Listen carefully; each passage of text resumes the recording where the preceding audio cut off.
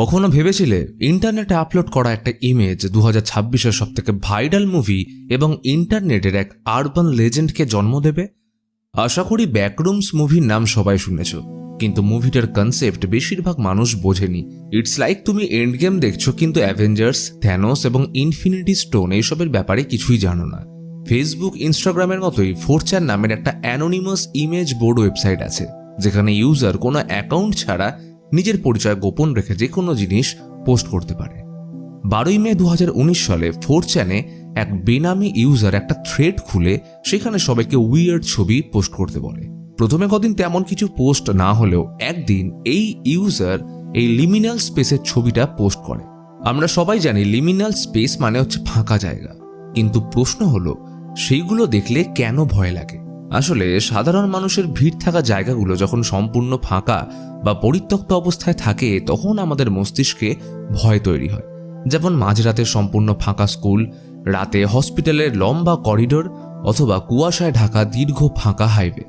4chan-এ upload হওয়া এই ছবিটার ব্যাপারে প্রথমে কিছু ডিটেলস পাওয়া না গেলে যখন সবাই এটা নিয়ে বিভিন্ন রহস্য তৈরি করতে থাকে, তখন কদিন পর ছবির ডেসক্রিপশনে কিছু ডিটেলস পাবলিশ করা হয়, যেখানে লেখা ছিল, তুমি যদি সাবধানে না থাকো তাহলে ভুল করে রিয়েল ওয়ার্ল্ডের কোনো দুর্বল জায়গা দিয়ে নো ক্লিপ করে তুমি এসে পড়বে এই ব্যাকরুমসে, যেখানে রয়েছে স্যাঁতস্যাঁতে কার্পেটের পচা গন্ধ আর পাগল করে দেওয়া হলুদ রঙের দেওয়াল, যা থেকে বেরোনোর কোনো রাস্তা নেই। এইবার এই নো ক্লিপ কথাটা গেমিং টার্ম। এর মানে হলো যখন কোনো গেমের ক্যারেক্টার গ্লিচ করে ম্যাপের বাইরে চলে যায় সেটাকে বলে নো ক্লিপ। যারা পাবজি খেলেছে তারা জানো এরাঙ্গল ম্যাপে কয়েকটা ঘরে এমন কিছু স্পেস থাকতো যেখানে প্লেয়ার লুকিয়ে থেকে বোথ সাইড দেখতে পেত, আর সেটাকেই বলে নো ক্লিপ। 4chan-এর এই পোস্ট খুব দ্রুত সোশ্যাল মিডিয়ায় ভাইরাল হলে ইউটিউবার কেন পার্সন্স তার কেন পিক্সেলস নামের ইউটিউব চ্যানেল থেকে শুরু করে সবথেকে জনপ্রিয় সিরিজ ব্যাকরুমস। এই সিরিজে টোটাল 22টা এপিসোড আছে, যার মধ্যে একটা এপিসোড থেকে ব্যাকরুমস মুভির গল্প কন্টিনিউ হয়েছে। তাই মুভিটা বোঝার আগে এই সিরিজটা বোঝা খুব জরুরি। এই ভিডিওতে আমি সিরিজ এবং ব্যাকরুমস মুভির এক্সপ্লেনেশন করব। এখন যারা মুভিটা বুঝতে চাও তাহলে ভিডিওটা এইখান থেকে কন্টিনিউ করো, আর যদি কনসেপ্ট না বুঝে শুধুমাত্র ব্যাকরুমস মুভির এক্সপ্লেনেশন দেখতে চাও তাহলে এই টাইম স্ট্যাম্পে ক্লিক করো। 16ই জুলাই 1931 চেকোস্লোভাকিয়ার ক্যালোভি ভ্যালিতে জন্ম নেয় আইভান বেক। 1937 সালে আইভানের পরিবার ইউনাইটেড স্টেটে মুভ করে এবং সময়ের সাথে আইভান নিউক্লিয়ার ফিজিক্স ও কোয়ান্টাম মেকানিক্স নিয়ে হায়ার স্টাডি করে। 1972 সালে আগস্টের 2 তারিখ রনার্স কমপ্লেক্সে আইভান ফিউশন রিঅ্যাক্টরের উপর একটা টেস্ট করছিল। দুর্ভাগ্যবশত সেই দিনেই সূর্য থেকে ধেয়ে আসা বিশাল আকারের করোনাল মাস ইনজেকশন এবং সোলার ফ্লেয়ারের কারণে পৃথিবীতে আছড়ে পড়েছিল এক শক্তিশালী সৌরঝড়।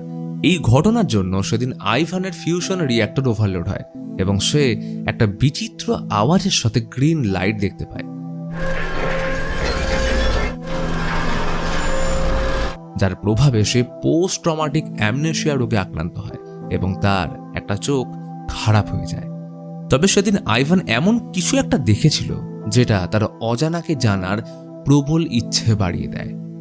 এই ঘটনার 10 বছর পর 1982 সালের 10ই মে ওক রিজ ইন্টারন্যাশনাল ল্যাবে আইভান লো প্রক্সিমিটি ম্যাগনেটিক ডিস্টরশন সিস্টেমের প্রোটোটাইপ বানিয়ে তার মাধ্যমে সর্বপ্রথম একটা মেটালিক বলকে টেলিপোর্ট করতে সক্ষম হয়।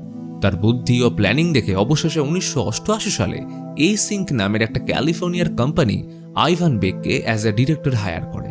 এখানে আইভান তার নতুন প্রজেক্ট KV-31 নিয়ে কাজ শুরু করে। এই KV-31 হলো আইভানের বার্থ প্লেস এবং বার্থ ইয়ারের মিক্সচার।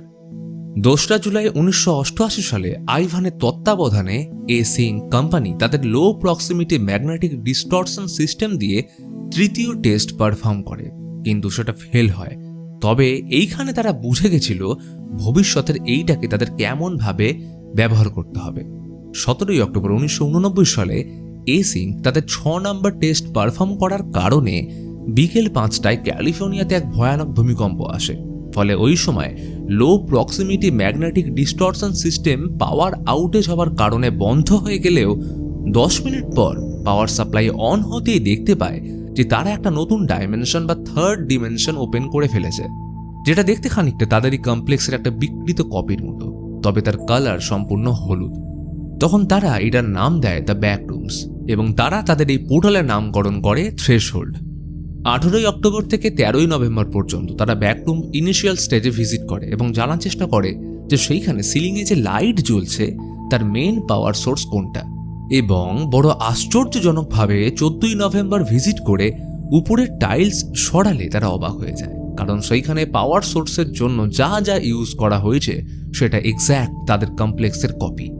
17 অক্টোবর 1989 থেকে 2 ফেব্রুয়ারি 1990 অবধি নর্দার্ন ক্যালিফোর্নিয়াতে মানুষ ক্রমশ নিখোঁজ হতে শুরু করে এবং সেটার সংখ্যা ক্রমশ বাড়তে থাকে, যাদের মধ্যে আমাদের 3 জনের মিসিং পোস্টার দেখানো হয়, নিকোলাস বল্টন, মার্গারেট ওয়াটসন এবং এলিস হোয়াইট, যার মধ্যে নিকোলাস নামটা তোমরা মনে রেখো। অন্যদিকে এসিঙ্ক ব্যাকরুম কমপ্লেক্স এক্সপ্লোর করার নতুন রুলস অ্যান্ড রেগুলেশন চালু করে, যেমন কমপ্লেক্সে একা ঢোকা যাবে না, কমপক্ষে 3 জনের টিম থাকতেই হবে এবং পরনে থাকবে স্পেশাল হ্যাজম্যাট স্যুট।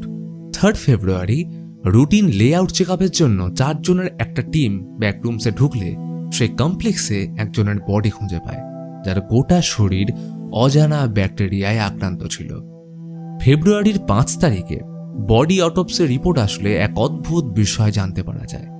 প্রথমত, বডিটা নিকোলাস বল্টনের, যার মিসিং ফটো একটু আগেই দেখিয়েছি। বডির অবস্থা এতটাই বিচিত্র যে মেডিকেল টিমের কাছে এর কোনো প্রপার এক্সপ্লেনেশন ছিল না। তার বডির অর্ধেকটা পচে গেলেও বাকি অংশ একদমই তাজা ছিল এবং সেইখানে বাসা বেঁধেছে ব্যাকটেরিয়া ব্যাসিলাস সাবটিলিস, যেটা সাধারণ মানুষ বা বিভিন্ন প্রাণীর পরিপাকতন্ত্রে পাওয়া যায়। কিন্তু প্রশ্ন হলো, একটা সাধারণ ব্যাকটেরিয়া মিউটেড হয়ে মৃত্যুর কারণ হলো কি করে? এরপর ফেব্রুয়ারি 3 থেকে 28 তারিখ অবধি এসিঙ্ক নিকোলাসের বডি যেখান থেকে পেয়েছিল সেইখান থেকে যতটা সম্ভব ব্যাকটেরিয়া স্যাম্পল কালেক্ট করে এবং সেটাকে ল্যাব টেস্টের জন্য পাঠায় এবং আইভান বেক এই পুরো ডেটা গোপন করে রাখে। এই ভিডিওতে দেখানো হয় 1990-এর 29 ফেব্রুয়ারি 4 জনের টিম কমপ্লেক্সে রুটিন লেআউট অ্যানালিসিস করতে ঢোকে। বাট দ্য প্রবলেম ইজ, তুমি যদি 1990 সালের ক্যালেন্ডার চেক করো তাহলে দেখবে 1990 সালের 29 ফেব্রুয়ারি বলে কোনো তারিখ ছিল না, কারণ এইটা লিপ ইয়ার নয়। অর্থাৎ এইখান থেকে আমরা প্রথম হিন্ট পাই যে ব্যাকরুমে টাইম সাধারণভাবে কাজ করে না। অবশ্য এটা আমরা জানি, কিন্তু এসিঙ্ক তখনও জানে না। তো গ্রুপের মধ্যে পিটার ক্যামেরা অপারেট করছিল এবং এক পর্যায়ে এসে শুনতে পায় কমপ্লেক্স থেকে একাধিক মিলিতভাবে অদ্ভুত শব্দ আসছে। পিটার এই শব্দের উৎস খুঁজতে একটা প্যাসেজে ঢুকতেই আচমকা বাকি 3 জন চোখের পলক ফেলার সাথে সামনে থেকে উধাও হয়ে যায়। এই পরিস্থিতি দেখে পিটার তাদের ভয় খুঁজতে শুরু করে এবং অনেক খোঁজাখুঁজির পর পিটার একটা মডার্ন দরজা দেখে তার কার্ড ইউজ করলে বড় অদ্ভুতভাবে সেই গেট খুলে যায়। পিটার ঢুকলে দেখে সেখানে রীতিমতো একটা অবজারভেশন ফেসিলিটি আছে, আর তখনই সেখানে এমার্জেন্সি অ্যালার্ম বেজে ওঠার সাথে ভিডিও শেষ হয়ে গেলে পিটারের কি হলো সেটা রহস্যই থেকে যায়। মার্চের 2 থেকে 4 তারিখ অবধি এসিঙ্ক বেশ কয়েকবার সার্চ টিম পাঠায় পিটারকে খুঁজতে, কিন্তু কোনো লাভ হয় না। তবে কোম্পানি সম্পূর্ণরূপে এই ব্যাপারটা চেপে দেয়, না হলে সরকার থেকে তারা ফান্ড পাবে না। এই ঘটনার পর থ্রেশহোল্ড আউটপোস্টে ম্যান পাওয়ার বাড়ানো হয় এবং ব্যাকরুম কমপ্লেক্সে যাওয়ার প্রতিটা টিম মেম্বারদের সাথে কমিউনিকেশন সিস্টেম ম্যান্ডেটরি করে দেয়। 5 মার্চ এসিঙ্ক তাদের থ্রেশহোল্ড আউটপোস্টে মোশন ক্যামেরা ইনস্টল করে, যেটা কোনো প্রকার র্যান্ডম সাউন্ড বা কারণ মোশন ডিটেক্ট করলে অটোমেটিক চালু হয়ে ভিডিও ক্যাপচার করবে। প্রথম দিন সব নর্মাল থাকলেও 6 তারিখ মোশন ক্যামেরা কমপ্লেক্সে একটা অদ্ভুত এন্টিটি ক্যাপচার করে, যা ক্যামেরা দেখা মাত্রই লুকিয়ে পড়ে। ব্যাকরুমসে পাওয়া এই এন্টিটির নাম দেওয়া হয় লাইফ ফর্ম। এরপর 11 তারিখ কমপ্লেক্সের আরও কিছুটা অংশ থেকে লিমিনাল স্পেসের অদ্ভুত কিছু দৃশ্য ক্যাপচার হয়। অর্থাৎ ব্যাকরুম ধীরে ধীরে আমাদের ওয়ার্ল্ডের বেশ কিছু জিনিস কপি করতে শুরু করে দিয়েছে, যেটা শুরু হয়েছিল 1972 সালে আইভান বেকের প্রথম ইন্টারঅ্যাকশনের মাধ্যমে। তবে এসিঙ্কের সুপারভাইজার এর কোনোটাই ওয়ার্কার্সদের কাছে ডিসক্লোজ করে না, যদি তারা ভয় সেখানে যাওয়া বন্ধ করে দেয়। এর সাথে তারা ডিসকভার করলো নাল জোন থিওরি। তো এখন প্রশ্ন, নাল জোন কি জিনিস? সহজে বললে, আইভান বেক নতুন ডিমেনশন বা ব্যাকরুম অ্যাক্সেস করার পর থেকেই আমাদের ওয়ার্ল্ড থেকে ব্যাকরুমসে প্রবেশ করার একাধিক অদৃশ্য পোর্টাল তৈরি হয়, যেগুলোকে বলে নাল জোন।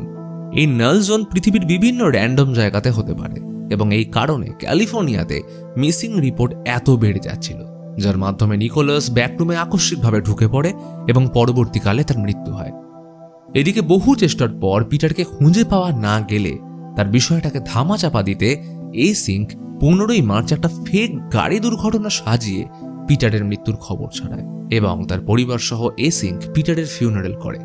এরপর মে মাস অবধি এসিঙ্ক KV-31 প্রজেক্টের জন্য বেশ কিছু নতুন রিসার্চার হায়ার করে, যাদের মধ্যে সিনিয়র ইঞ্জিনিয়ার ক্লাইডকে দায়িত্ব দেওয়া হয় অ্যাজ এ প্রজেক্ট সুপারভাইজার এবং সে ডাইরেক্ট আইভান বেককে ইনফর্ম করত।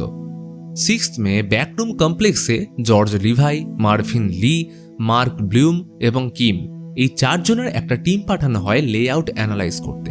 এইখানে তারা এমন একটা রুম খুঁজে পায় যেখানে 35টা পিট বা গর্ত ছিল এবং তার অপর প্রান্তে একটা রহস্যময় দরজা।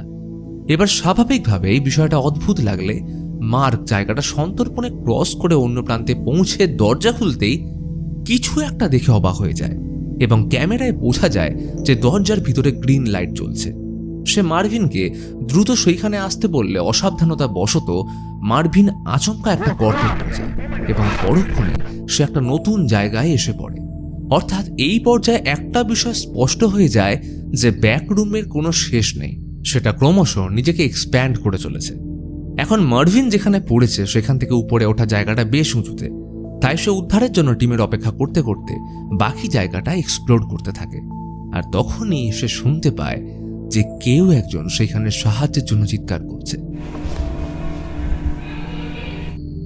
মার্ভিন আওয়াজ লক্ষ্য করে এগিয়ে চললে সে একটা অদ্ভুত রেডিশ জায়গা দেখতে পায়, যেটা দেখতে একটা ছোটখাটো কলোনির মতো, যার সব কিছুই আমাদের মতো, শুধু কালারটাই আলাদা।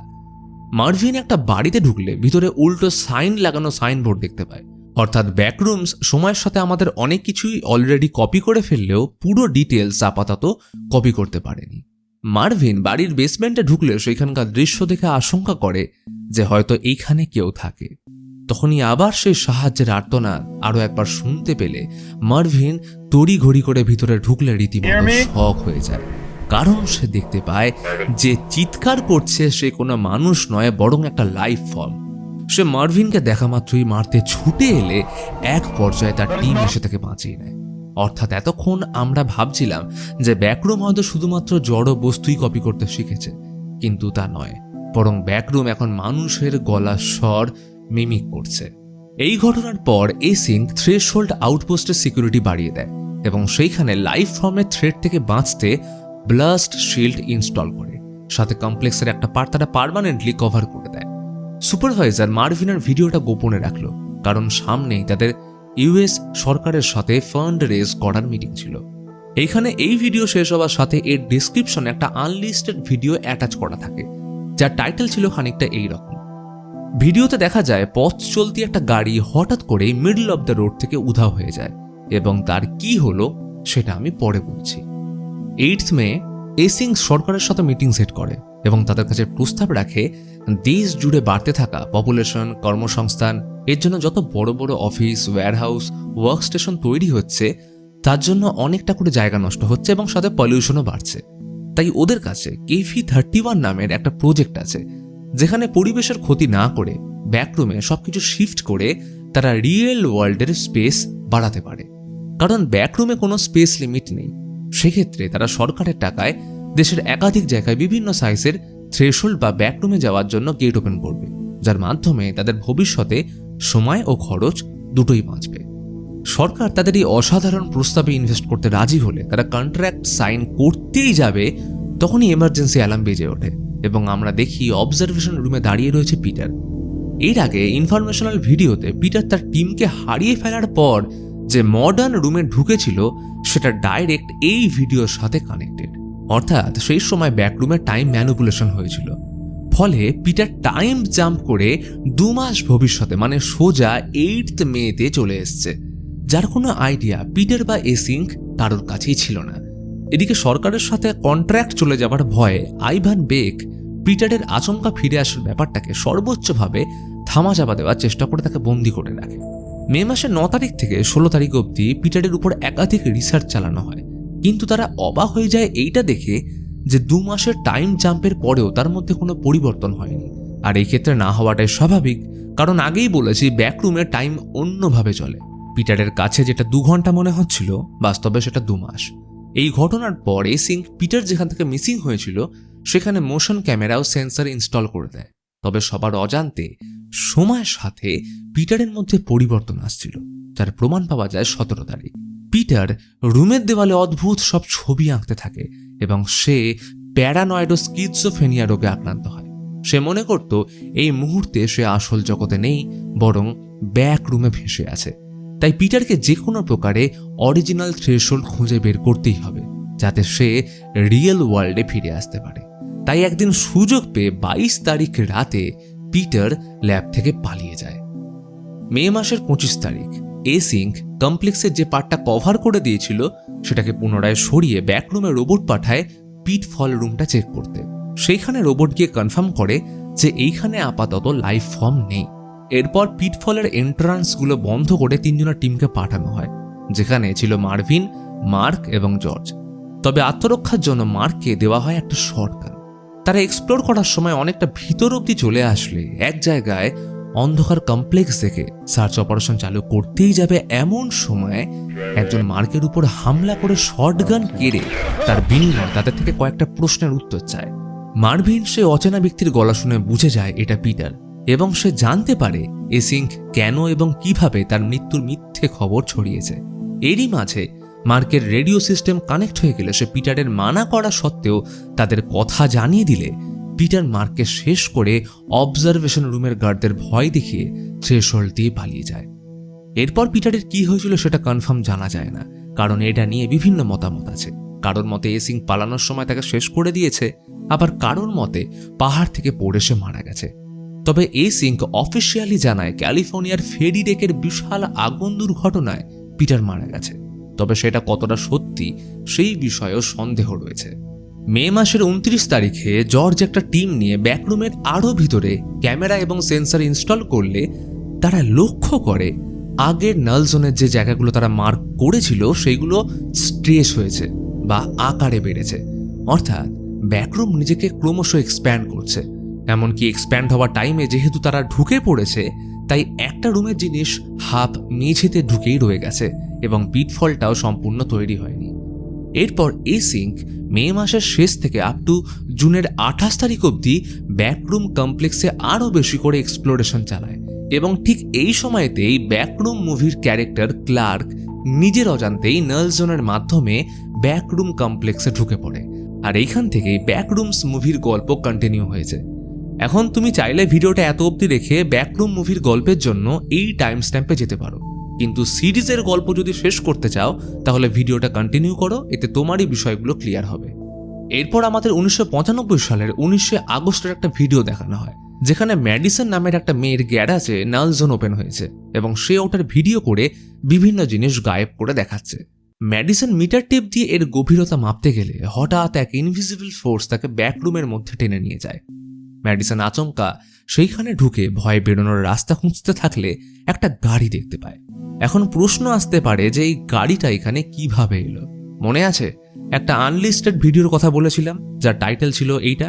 তো সেই ভিডিওতে দেখা যায় যে পথ চলতি একটা গাড়ি হঠাৎ করেই kind of middle of the road থেকে নো ক্লিপ করে উধাও হয়ে গেছিল, আর এইটা হলো সেই গাড়িটাই। এবং শুরুতে যে মিসিং পোস্টার দেখিয়েছিলাম তাদের মধ্যে মার্গারেট ওয়াটসন হলো এই গাড়ির চালক। তবে দেওয়ালে লেগে থাকা হাতের ছাপ থেকে বোঝা যায় মার্গারেট তখনও বেঁচে ছিল। ম্যাডিসন রক্তের দাগ অনুসরণ করলে আমরা একটা বাড়ির ইনডোর স্ট্রাকচার এবং দেওয়ালে টাঙানো একটা ফটো ফ্রেম দেখতে পাই, যেটা ছিল এক্স্যাক্ট মার্গারেটের বাড়ির মতো। কারণ ব্যাকরুম তার আশেপাশের পরিবেশ ও তার ভিতরে ফেঁসে যাওয়া মানুষের মেমোরি অ্যাক্সেস করে নিজেকে এক্সপ্যান্ড করে, যেটা শুরু হয়েছিল আইভান বেককে দিয়ে, অ্যান্ড ব্যাকরুম মুভিতেও এটা কন্টিনিউ হবে। তো এইখানে মার্গারেটের মেমোরি থ্রু ব্যাকরুম তার কমপ্লেক্স এক্সপ্যান্ড করেছে। তো ম্যাডিসন একটা ঘরে অদ্ভুত টাইপের গুল্ম জাতীয় গাছ ঝুলে থাকতে দেখে, তবে পরক্ষণেই সেগুলো জীবিত হয়ে তাকে ধাওয়া করে। অর্থাৎ এইগুলো লিভিং মিউটেড ব্যাকটেরিয়া, যেটা মিউটেড হয়েছিল নিকোলাস বল্টনের শরীর থেকে। ম্যাডিসন প্রাণ বাঁচাতে একটা ঘরে ঢুকে পড়লে তখনই সেখানে গ্রিন লাইটের সাথে বিচিত্র কিছু ঘটতে থাকে। এছাড়া আরও একটা বিষয় হলো ম্যাডিসনের ভিডিওতে লাইটের সাথে যে আওয়াজ শুনতে পাওয়া যায় সেই এক্স্যাক্ট আওয়াজ 1972 সালে আগস্টের 2 তারিখ আইভানের ফিউশন রিঅ্যাক্টর ওভারলোড হওয়ার সময় শোনা গেছিল। অর্থাৎ 1995 সালের এই ঘটনার সময় ম্যাডিসনের ক্যামেরা কোনো কারণে নো ক্লিপ করে 1972 সালের আইভান বেকের কাছে পৌঁছে যায়, বা এই ঘটনা কোনোভাবে আইভান দেখতে পায়, কারণ ব্যাকরুম টাইম ম্যানিপুলেশন করতে সক্ষম। আইভান এইটা দেখেই ব্যাকরুমের পোর্টাল ওপেন করার জন্য তখন লো প্রক্সিমিটি ম্যাগনেটিক ডিস্টরশন সিস্টেম বানায়, এবং আমার এই থিওরি প্রমাণিত হয় যখন আমরা দেখি এতক্ষণ ম্যাডিসনের এই ভিডিওটাই টিভিতে একজন দেখছে, আর সেইটা হলো আইভান বেক। এর পরের ভিডিওতে আমাদের ডেট দেখানো হয় 1991 সালের জুলাইয়ের 4 তারিখ, যেখানে কেন নামের একটা ছেলে তার বন্ধুদের নিয়ে একটা মুভি শুট করছে। আর তখনই সে নাল জোনের থ্রু ব্যাকরুমস কমপ্লেক্সে পড়ে গেলে একটা লাইফ ফর্ম তাকে ধাওয়া করলে প্রাণ বাঁচানোর সময় সে ব্যাকরুমের বিভিন্ন এরিয়া এক্সপ্লোর করে। তবে কেন একটা সময় ধরা পড়ে যায় এবং তার ক্যামেরা নাল জোন দিয়ে আমাদের ওয়ার্ল্ডে 1996 সালে এসে পড়লে এই সিঙ্ক সেটা উদ্ধার করে। এরপর লাস্ট ভিডিওতে 1995 সালের একটা ফুটেজ দেখানো হয়, যেখানে রভি নামের একটা ছেলের বেসমেন্টে নাল জোন ওপেন হয়ে গেছে, যার ভিতরে প্রবেশ করলে অফিস টাইপের একটা জায়গা দেখতে পাওয়া যায়। এবং একই সাথে আমরা বুঝতে পারি ব্যাকরুম সময়ের সাথে একটা বিশাল রেড সিটি বানিয়ে নিয়েছে, আর সাথে বিভিন্ন ইলেকট্রনিক্স ইকুইপমেন্ট কপি করেছে। আর তখনই রভির উপরে হিউম্যান লাইক একটা এন্টিটি হামলা করে, যাকে বলা হয় স্টিল লাইফ, যেটা সম্পূর্ণ মানুষের মতন দেখতে না হলেও ব্যাকরুম সময়ের সাথে এইটাও কপি করে নেবে, যার প্রমাণ আমরা ব্যাকরুম মুভিতে পাবো। রভি তাকে দেখে পালাতে গেলে একটা কেভ ম্যানের কাট আউট দেখতে পায়, যেটা ব্যাকরুম মুভির সাথে কানেক্টেড। তো রভি অনেক চেষ্টার পরেও সেখান থেকে বেরোতে না পেরে শেষ পর্যায়ে তাকে দেখা যায় রেড সিটির একটা ঘরে ক্লান্ত হয়ে বসে থাকতে, এবং তার ক্যামেরার ব্যাটারি তখনই শেষ হয়ে যায়। এই ঘটনার সাথে সিরিজের শেষ পর্যায়ে আমাদের পৃথিবীর একটা লেআউট দেখানো হয়, যার মতে ব্যাকরুম এই ব্রহ্মাণ্ডের কেন্দ্রবিন্দু, যা অনেক আগে থেকেই এক্সিস্ট করত, কিন্তু আমরা সেটা জানতাম না।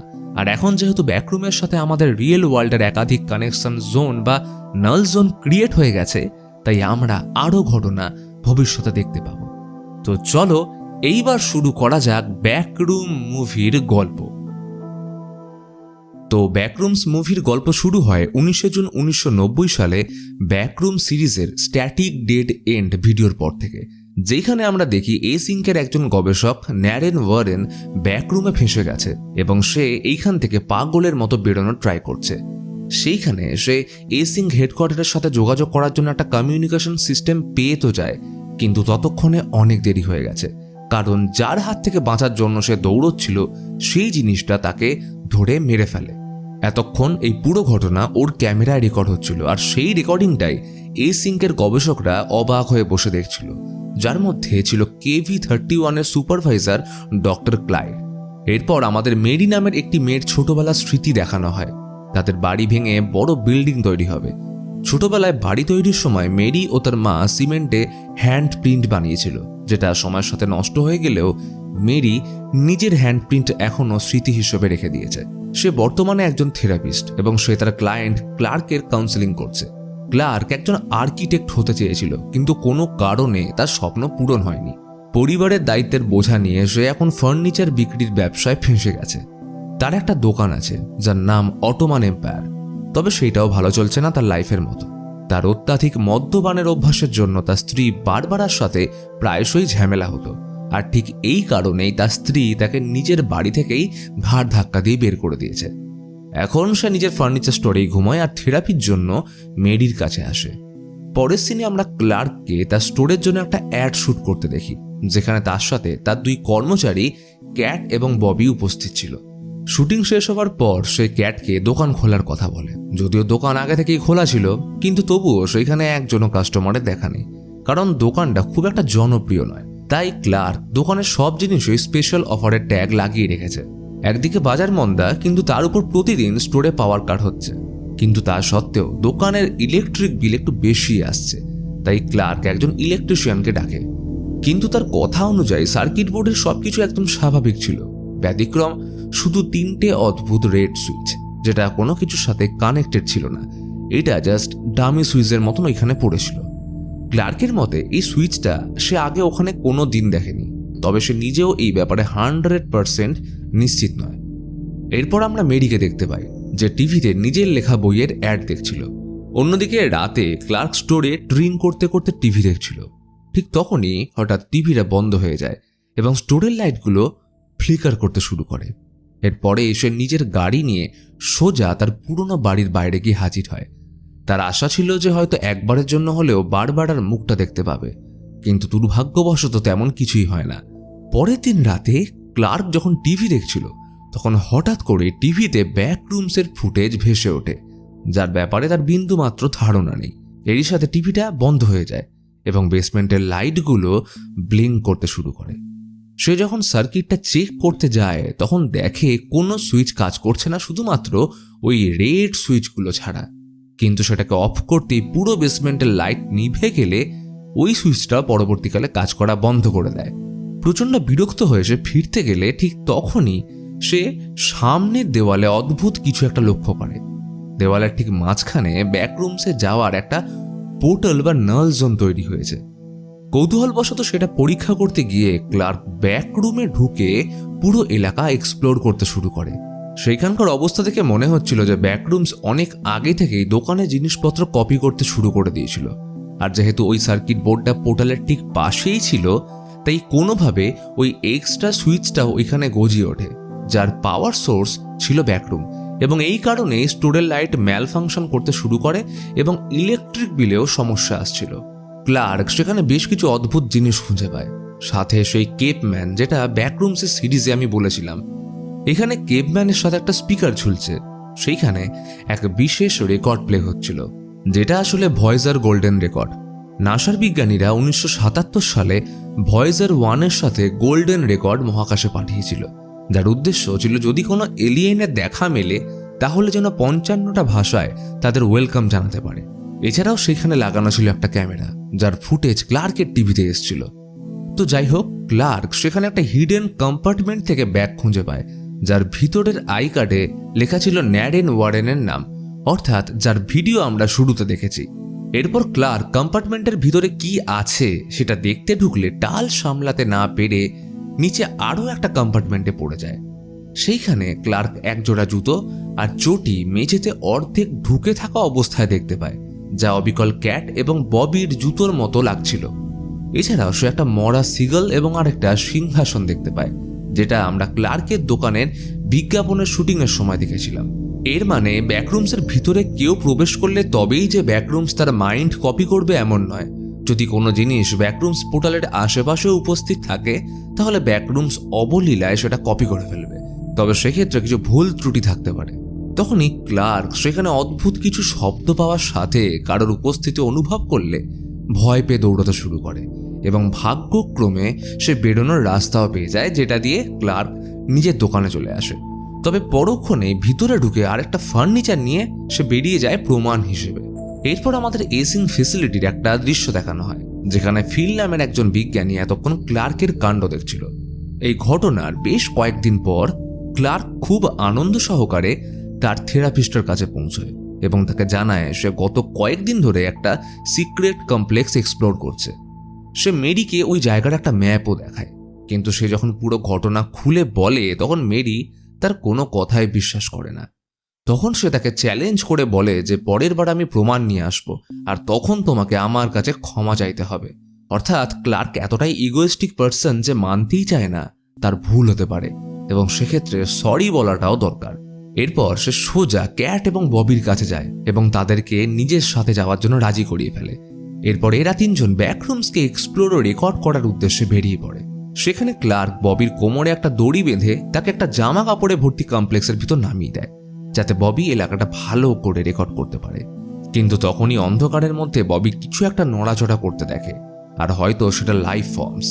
আর সেইটা দেখা মাত্রই ববি ভয়ে দৌড়ে উপরে উঠে আসে, আর সেই দড়িটা ধরেই এক অজানা এন্টিটি ববিকে নিচে সজোরে টেনে নেয়। দড়িটার আরেকটা প্রান্ত তাদের পিছনের একটা বিছানার সাথে বাঁধা ছিল, আর দড়িতে প্রচন্ড টান লাগার কারণে সেই বিছানা সমেত ক্যাট এবং ক্লার্ক দুজনে ক্যামেরার সাথে নিচে আছড়ে পড়ে। আর সেই সময় তারা দেখতে পায় যে ববির নিথর দেহটাকে একটা দরজার ভিতর দিয়ে টেনে নিয়ে যাচ্ছে। ক্যাট ববিকে বাঁচানোর জন্য এগিয়ে যায়, কিন্তু তখনই ক্লার্ক ক্যাটের ভয়ঙ্কর আর্তনাদ শুনতে পায়। এরপর হয়তো তারই পালা। এই ভয়ে ক্লার্ক দেওয়ালের একটা ভাঙা অংশ দিয়ে পালিয়ে যায়। অবশেষে বিশাল কমপ্লেক্সের ভিতরে সে পথ হারিয়ে এমন একটা অন্ধকার ঘরে এসে পৌঁছয় যার ঠিক মাঝখানে একটা ক্রিসমাস ট্রি রাখা ছিল, আর সেইটার পাশেই হুইল চেয়ারে বসা একটা এন্টিটি ছিল যে ল্যাম্প অন করে দেয়। আলোটা জ্বলতেই ক্রিসমাস ট্রিয়ের পিছন থেকে একটা মহিলা এন্টিটি ক্লার্কের দিকে এগিয়ে আসতে শুরু করে। এইটা দেখি ক্লার্ক ভয় পেয়ে একটা পুল রুমসের মতন এলাকায় এসে পৌঁছায়, যেখানে একটা দেওয়ালের পিছন থেকে সে ক্যাটের আওয়াজ শুনতে পাচ্ছিল। কিন্তু অদ্ভুত ব্যাপার, সে ক্যাটকে কোথাও দেখতে পাচ্ছে না। ক্লার্ক ক্যামেরাটাকে এক জায়গায় সেট করে পুরো বিষয়টা বোঝার চেষ্টা করছিল। ঠিক সেই মুহূর্তে পিছন থেকে কোনো এক এন্টিটি ক্যামেরাটাকে তুলে নেয়, আর রেকর্ডিং ওইখানেই শেষ হয়ে যায়।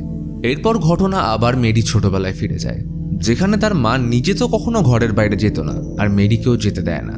সে জানলাগুলোতে কাগজ লাগিয়ে রাখে যাতে ভিতর থেকে বাইরে বা বাইরে থেকে ভিতরে কিছু দেখতে না পায়, এবং এইটা দেখে আমরা বুঝতে পারি যে মেরির মা মানসিকভাবে ভারসাম্যহীন। আচমকা মেরি তার ফ্ল্যাশব্যাকের স্বপ্ন থেকে জেগে ওঠে।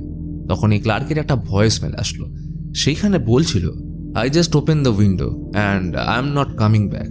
কিন্তু সেই মুহূর্তে মেরি খুব চিন্তিত আর কনফিউজড হয়ে পড়ে, তাই সে নিজেই ক্লার্কের সাথে দেখা করার উদ্দেশ্যে বেরিয়ে পড়ে। মাঝখানে আমরা ফিলের ফ্যামিলির একটা দৃশ্য দেখতে পাই, যেখানে তারা সবাই মিলে বসে আনন্দ করে টিভি দেখছিল।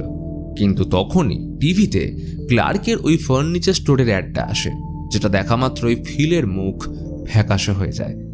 এখানে আমরা একটা নিউজ পেপার আর্টিকেলও দেখি, যেখানে লেখা ছিল সরকার এসিঙ্ক কোম্পানিকে $1.2 মিলিয়ন ফান্ড করেছে, কারণ তারা আধুনিক এমআরআই মেশিন তৈরির উপর কাজ করছে। অন্যদিকে মেরি ক্লার্কের দোকানে পৌঁছলে দরজায় অনেকগুলো চিঠি বা মেল পড়ে থাকতে দেখে, যার মানে ক্লার্ক নিখোঁজ হয়েছে বেশ কয়েকদিন হয়ে গেছে। দোকানের দরজা খোলা দেখে স্বভাবতই কৌতূহলী মেরি সোজা ভিতরে ঢুকে পড়লে সেই নলজোন দেখতে পায়। সেইখানে একটা ইনসেক্ট ঢুকে উধাও হয়ে গেলে মেরি সোজা ব্যাকরুমসের ভিতরে প্রবেশ করে যায়। কিছুক্ষণ উদ্দেশ্যহীনভাবে ঘুরে দেওয়ালে একটা অদ্ভুত ক্রিপ্টিক আর্টওয়ার্ক দেখার পর অবশেষে তার সাথে ক্লার্কের দেখা হয়। সে অদ্ভুতভাবে দূর থেকে দাঁড়িয়ে ওকে দেখছিল, আর তখনই হঠাৎ করে কোনো এক এন্টিটির পায়ের আওয়াজ শোনা গেলে সেই সুযোগটাকে কাজে লাগায় ক্লার্ক। ডিস্ট্র্যাকশনের সুযোগ নিয়ে ক্লার্ক মেরিকে জাপটে ধরে তাকে অজ্ঞান করে দেয়। এরপর আমাদের মেরির ছোটবেলার দৃশ্য দেখানো হয়, যখন তার মাকে অ্যাসাইলামে ভর্তি করা হয়েছিল। সাথে মেরির পার্সোনাল রুমের কিছু দৃশ্য দেখতে পাই। তো মেরি যখন জ্ঞান ফেরে তখন দেখে তাকে ক্লার্ক বেঁধে রেখেছে। ঘরটা দেখতে জাস্ট একটা ডাইনিং রুমের মতন, এবং সেখানে অদ্ভুত দেখতে 3টে স্টিল লাইফ এন্টিটি ছিল, যাদের দেখতে কিছুটা মানুষের মতন হলেও বিকৃত। এদের মধ্যে একজন মহিলা ছিল ক্লার্কের স্ত্রী বারবারা। এছাড়াও একজন মাঝবয়সী মোটা লোক এবং হুইল চেয়ারে বসা ল্যাম্প হাতে আরেকজন। ক্লার্ক জানায় যে এদের ব্যাকরুম নিজে থেকেই তৈরি করেছে, আর বাকি হচ্ছে ক্লার্কের স্মৃতি থেকে। স্মৃতি যত পুরনো হতে থাকে এদের মুখ ও আকার তত বেশি বিকৃত হয়। এদের কোনো শারীরিক অনুভূতি নেই। এই বলে ক্লার্ক স্টিল লাইফের গলায় একটা ছুরি ঢুকিয়ে দিলে তার কিছুই হয় না। আর তখনই ক্লার্ক তার পেট থেকে একটা বড় টুকরো কেটে বের করে নিজের প্লেটে রেখে আরেকটা পিস মেরির প্লেটে দেয়। আশ্চর্যের বিষয় হলো যে ওই পেট থেকে বের করা টুকরোটি আসলে নরম কটন ক্যান্ডি জাতীয় কোনো জিনিসের মতন ছিল। কথার ফাঁকে যখন ক্লার্ক ফ্রিজটা খোলে তখন মেরি তার ভিতরে ক্যাটের মাথা দেখতে পায়। স্টিল লাইফকে কেটে খাওয়া ফ্রিজের ভিতরে ক্যাটের মাথা আর ক্লার্কের ওই ভয়ঙ্কর কথাবার্তা, এসব পরিবর্তন ক্লার্কের মধ্যে আসলেও ওর মধ্যে একটা জিনিস কিন্তু তখনও বদলায়নি, যেটা হলো তার অহংকার। আর এই নিয়েই তাদের দুজনের মধ্যে তুমুল তর্কাতর্কি শুরু হয়। কিন্তু শেষমেশ মেরি কোনো না কোনোভাবে ক্লার্ককে বুঝিয়ে তাকে ছেড়ে দেওয়ার জন্য রাজি করিয়ে ফেলে। ক্লার্ক সবেমাত্র মেরির হাতের বাঁধনগুলো কাটছিল, ঠিক সেই মুহূর্তে সেখানে পাইরেট ক্লার্কের এন্ট্রি হয়, যে গেটআপে ক্লার্ক অ্যাড শুট করেছিল। তবে ওর সাথে ক্লার্ক এতটাই ক্যাজুয়ালি কথা বলছিল যেন তারা খুবই পুরনো বন্ধু। কিন্তু সবাইকে চমকে দিয়ে পাইরেট ক্লার্ক আসল ক্লার্ককে শূন্যে তুলে তাকে কামড়ে খেতে শুরু করে, আর অবশেষে তাকে আছড়ে শেষ করে দেয়। এখন প্রশ্ন আসতে পারে, পাইরেট ক্লার্ক শুরুতে ক্লার্কের সাথে ভালো ব্যবহার করলেও পরে কেন শেষ করে দিল? এর পসিবল উত্তর একটাই, যে ব্যাকরুমস আসলে একটা মানুষের মেমোরি কপি করে ক্লোন তৈরি করে। পাইরেট ক্লার্ক কোনো আলাদা এন্টিটি নয়, বরং এটা খোদ ক্লার্কের স্মৃতির একটা অংশ। আর যেহেতু ক্লার্কের একটা স্বভাব ছিল নিজেকে মানসিকভাবে নিরাপদ রাখতে, সবসময় অন্যদের ঘাড়ের উপর দোষ চাপিয়ে দিত, আর শুধু সেইটাই নয়, তাদের উপর মানসিকভাবেও আঘাত করত। তাই এন্টিটি সেই একই বৈশিষ্ট্য বা স্বভাবটাকে অ্যাডপ্ট করে নেয়, আর ঠিক এই কারণে সে নিজেকে অর্থাৎ ক্লার্ককে ছেড়ে বাকি সবার উপর আক্রমণ করত। কারণ দিন শেষে এই এন্টিটি হলো ক্লার্কের মেন্টাল স্টেট বা মানসিক অবস্থার একটা রূপ, যা ব্যাকরুমসের ভিতরে ফিজিক্যালি এক্সিস্ট করছে। তাই মেরির সাথে ঝামেলা হওয়ার পর ক্লার্ক যখন সত্যি নিজের ভুলগুলো বুঝতে পেরে স্বীকার করে, তখন সে মূলত নিজের মানসিকতাকে আক্রমণ করছিল। তাই পাইরেট ক্লার্ক নিজের অস্তিত্ব বাঁচাতে আক্ষরিক অর্থেই তাকে গিলে খায়। এই সুযোগটাকে কাজে লাগিয়ে মেরি সেখান থেকে পালায়, কিন্তু পাইরেট ক্লার্ক তার পিছু নেয়। এরপরে আসে এক উত্তেজনায় ভরপুর এক ইন্টেন্স চেজিং সিন, যেখানে মেরি অনেক কষ্টে ছোটবেলার সেই সিমেন্টের হ্যান্ড প্রিন্ট ইউজ করে পাইরেট ক্লার্ককে আহত করে পালিয়ে যায়। এখানে লক্ষণীয় বিষয়, পাইরেট ক্লার্কের মুখ থেকে রক্ত বেরোচ্ছিল, অর্থাৎ ব্যাকরুমস স্টিল লাইফকে অনেকটাই মানুষের মতন কপি করতে পেরেছে। অতঃপর মেরি প্রাণ বাঁচিয়ে কোনো মতে এই সিংকে থ্রেশহোল্ডের থ্রু বাইরে আসতেই গ্যাস ট্র্যাপ চালু হয়ে যায় এবং হ্যাজম্যাট স্যুট পরা কয়েকজন তাকে অজ্ঞান করে দেয়। বেশ কিছুক্ষণ পর ডক্টর মেরির জ্ঞান ফিরলে তার শারীরিক অবস্থা কিছুটা স্থিতিশীল হয়। তার সমস্ত স্ক্যানের রিপোর্ট স্বাভাবিক আছে জানানো হলে মেরিকে হেডকোয়ার্টারে নিয়ে আসে। সেখানে ফিল তার সাথে দেখা করতে আসে। যাওয়ার পথে এইখানে আমরা পাইরেট ক্লার্ককেও দেখতে পাই, যাকে স্টাডি করার জন্য এই সিং তুলে এনেছে। এই পর্যায়ে মেরির মনে প্রচুর প্রশ্ন ছিল এবং ফিল তাকে বলে যে আসল ব্যাপার হলো এরা সবাই এই সিংকের বিজ্ঞানী, যারা অত্যাধুনিক প্রযুক্তির এমআরআই মেশিন তৈরি করছিল। আর ঠিক সেই সময় তারা ব্যাকরুমসের ব্যাপারে জানতে পারে এবং এমআরআই মেশিন বানানো ছেড়ে দিয়ে পুরোপুরিভাবে ব্যাকরুমসের গবেষণায় লেগে পড়ে। এই লোকগুলো পালা করে সেইখানে গিয়ে নতুন নতুন তথ্য খোঁজার চেষ্টা করে, কিন্তু এখনো পর্যন্ত তারা এই জায়গাটির সম্পর্কে কিছুই জানতে পারেনি এবং তারাও মেরির মতোই সম্পূর্ণ দিশেহারা। এখন যেহেতু মেরি ব্যাকরুমস থেকে বেরোতে পেরেছে, তাই ফিল মেরিকে তার অভিজ্ঞতা জানানোর কথা বলে। তখন মেরি জানায় যে এই জায়গাটা আসল পৃথিবীর একটা ত্রুটিপূর্ণ বা ফল্টি কপি। এরপর মেরি ফিলকে জিজ্ঞেস করে যে তারা কি ওকে ছেড়ে দেবে, কিন্তু ফিল এর কোনো স্পষ্ট জবাব দেয় না, বরং বলে যে এই সিদ্ধান্ত নেওয়া তার হাতে নেই। এরপর আমাদের ওই কমপ্লেক্সের আরও কিছু দৃশ্য দেখতে পাই এবং সবশেষে মেরির একটা ক্লোন বা কপি দেখানোর মাধ্যমে মুভিটা শেষ হয়। তো এই ছিল পুরো ব্যাকরুম সিরিজ, মুভি এবং পুরো টাইম লাইনের গল্প। এখন এই ভিডিওটা কেমন লাগলো অবশ্যই কমেন্টে জানাও, কারণ এই ভিডিওটা করতে গিয়ে অনেক কাঠখড় পোড়াতে হয়েছে। তো এখন অবসেশন মুভির গল্প জানতে হলে লেফটের ভিডিও এবং হুকুমের গল্প জানতে হলে রাইটের ভিডিওতে ক্লিক করো। আর যদি ভালো লাগে তাহলে অবশ্যই সাবস্ক্রাইব করতে ভুলো না।